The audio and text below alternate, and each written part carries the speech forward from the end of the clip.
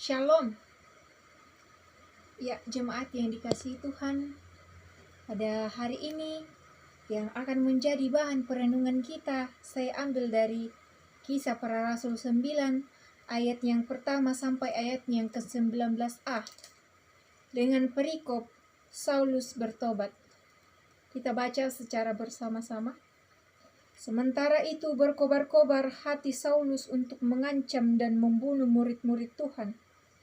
Ia menghadap imam besar dan meminta surat kuasa daripadanya untuk dibawa kepada majelis-majelis Yahudi di Damsyik, supaya jika ia menemukan laki-laki atau perempuan yang mengikuti jalan Tuhan, ia menangkap mereka dan membawa mereka ke Yerusalem. Dalam perjalanannya ke Damsyik, ketika ia sudah dekat kota itu, tiba-tiba cahaya memancar dari langit mengelilingi dia.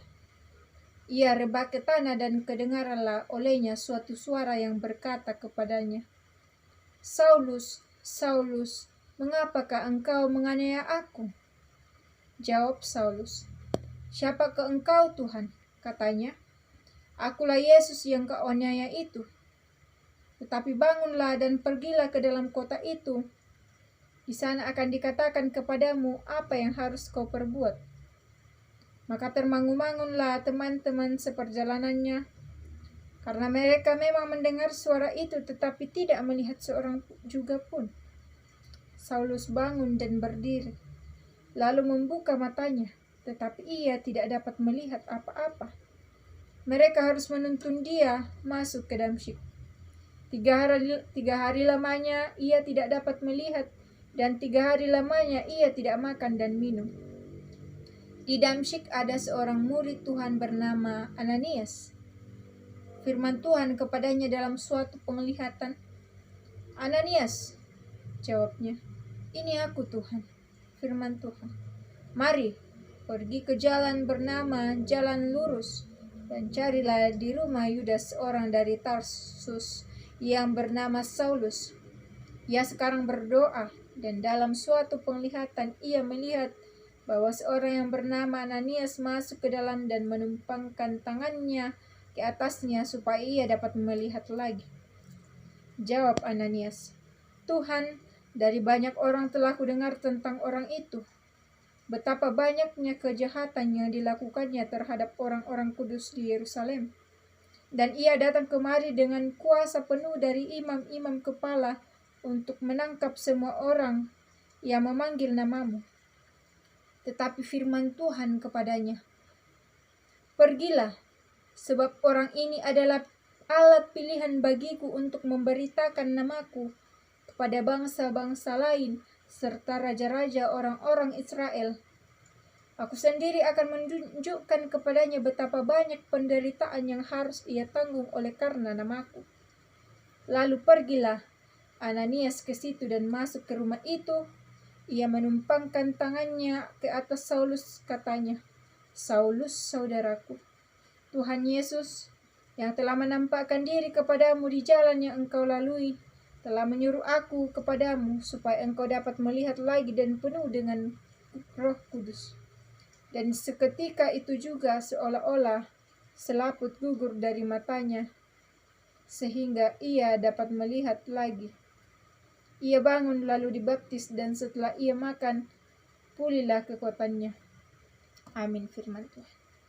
Jemaat yang dikasihi Tuhan, suatu sukacita bagi saya bisa berdiri di hadapan jemaat untuk menyampaikan firman Tuhan kepada kita sekalian yang ada dalam persekutuan ini.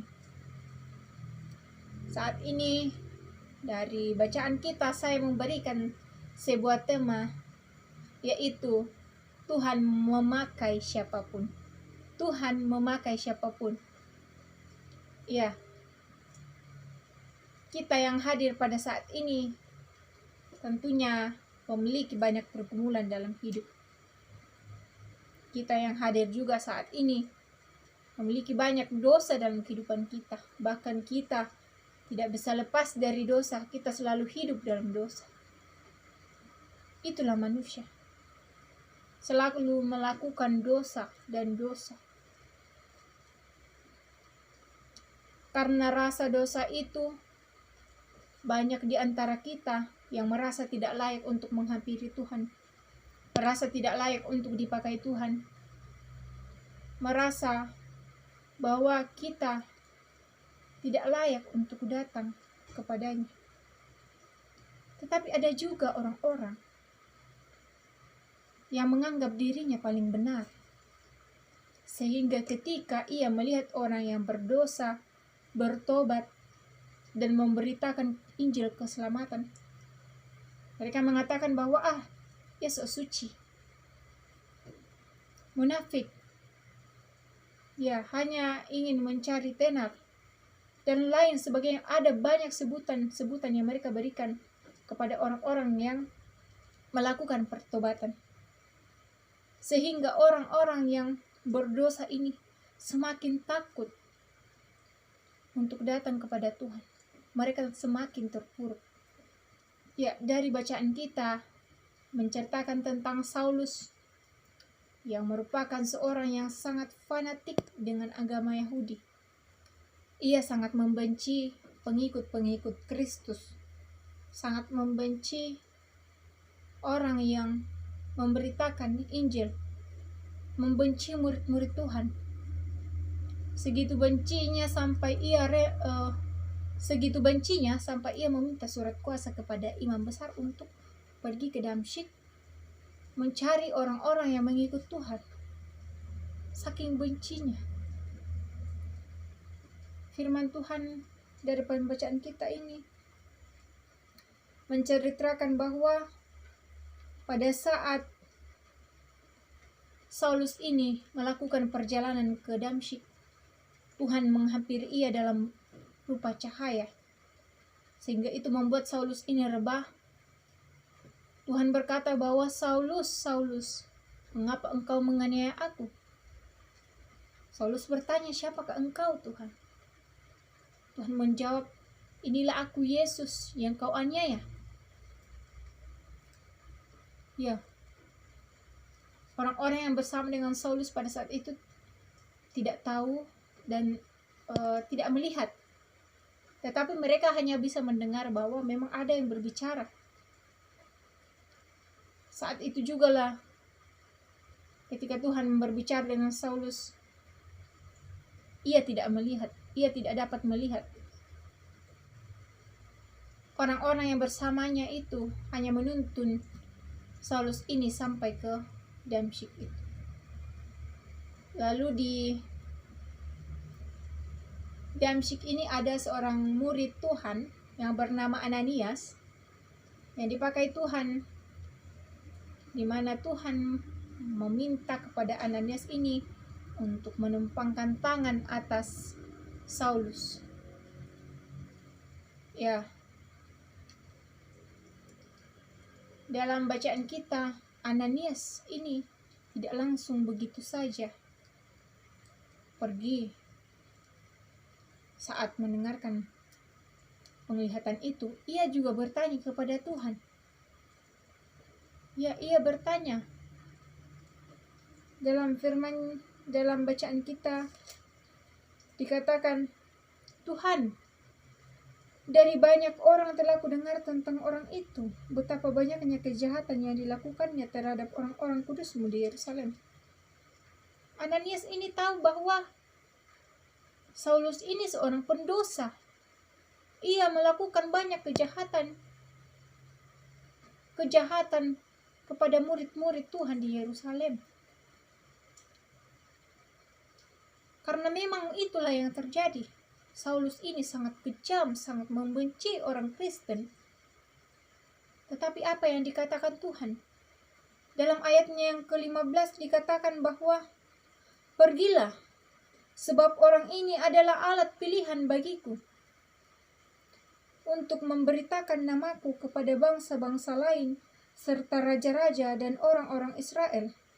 Aku sendiri akan menunjukkan kepadanya betapa banyak penderitaan yang harus ia tanggung oleh karena namaku. Ya, itu adalah jawaban Tuhan. Bahwa Saulus ini adalah orang yang dipilih Tuhan. Orang yang mau dipakai Tuhan untuk memberitakan Injil keselamatan. Meskipun ia harus melalui banyak penderitaan. Lalu pergilah Ananias. Ia menumpangkan tangan atas Saulus dan ia membaptisnya. Ketika itu juga Saulus dapat melihat, lalu ia makan dan minum. Lalu setelah itu pulihlah kekuatannya. Siapa di antara kita yang sering merasa insecure? Ya, kita merasa sangat tidak layak, tidak aman. Ya, tentunya banyak di antara kita yang sangat merasa tidak layak untuk menghampiri Tuhan, untuk melakukan pelayanan kepada Tuhan, oleh karena banyaknya dosa yang telah kita perbuat di masa lalu kita. Kita terlilit oleh rasa insecure itu. Akibatnya adalah kita terpuruk. Kita sangat terpuruk dalam penyesalan.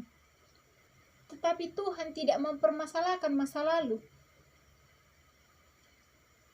Tuhan adalah Maha Pengampun. Tuhan adalah Maha Pengasih.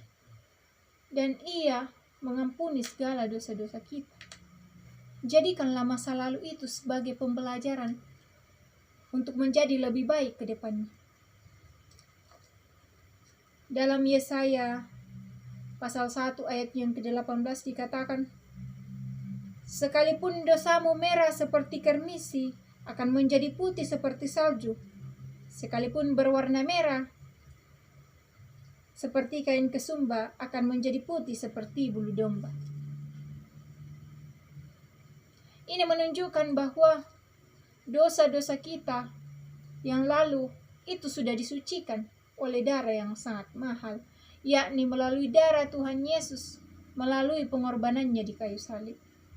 Pergumulan yang kita alami oleh karena dosa kita, jangan sampai itu membuat kita semakin jauh dari Tuhan.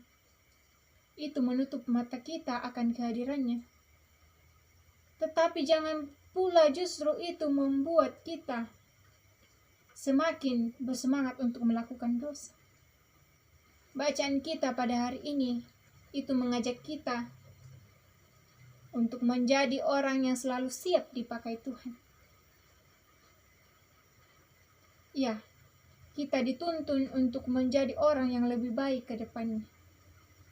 Kita dituntun untuk berhenti berbuat dosa, melakukan yang terbaik bagi Tuhan, menjadi orang yang selalu mengusahakan untuk tidak berbuat kejahatan lagi dalam hidup kita. Tuhan mau memakai kita. Kita diundang untuk datang kepadanya, maka datanglah. Tuhan merindukan kehadiran kita, maka hadirlah selalu. Tuhan sudah mengampuni kita. Untuk itu, selalu siaplah menjadi pelayan bagi Tuhan. Karena siapapun bisa dipakai Tuhan untuk kemuliaannya, untuk mewartakan Injil keselamatan. Amin firman Tuhan.